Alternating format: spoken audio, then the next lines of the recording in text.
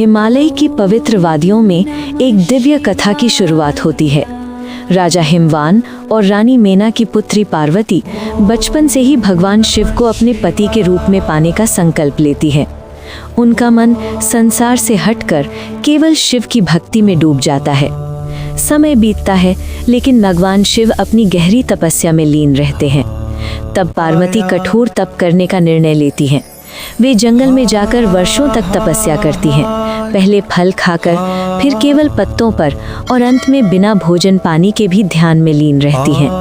उनकी अटूट भक्ति से देवता भी चकित हो जाते हैं। इसी बीच देवताओं के कहने पर कामदेव भगवान शिव का ध्यान भंग करने का प्रयास करते हैं। जैसे ही कामदेव अपना पुष्प बाण चलाते हैं, शिव क्रोधित होकर अपनी तीसरी आंख खोल देते हैं और कामदेव भस्म हो जाते हैं।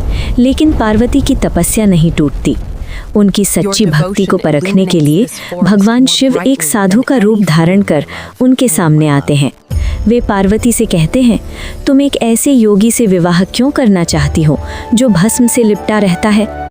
तब पार्वती दृढ़ता से कहती है, शिव ही मेरे आराध्य हैं और मैं जीवन भर उन्हीं को चाहूंगी। ये सुनकर भगवान शिव अपने वास्तविक रूप में प्रकट होते हैं और पार्वती की भक्ति से प्रसन्न होकर उन्हें अपनी अर्धांगिनी के रूप में स्वीकार कर लेते हैं। इसके बाद होता है एक भव्य और दिव्य विवाह, जहां देवता, ऋषि और समस्त संसार इस मिलन के पास हे पार्वती, तुम्हारी तपस्या, तुम्हारा प्रेम और तुम्हारा समर्पण मुझे प्रसन्न। मैं तुम्हें अपनी अर्धांगिनी के रूप में स्वीकार करता हूँ।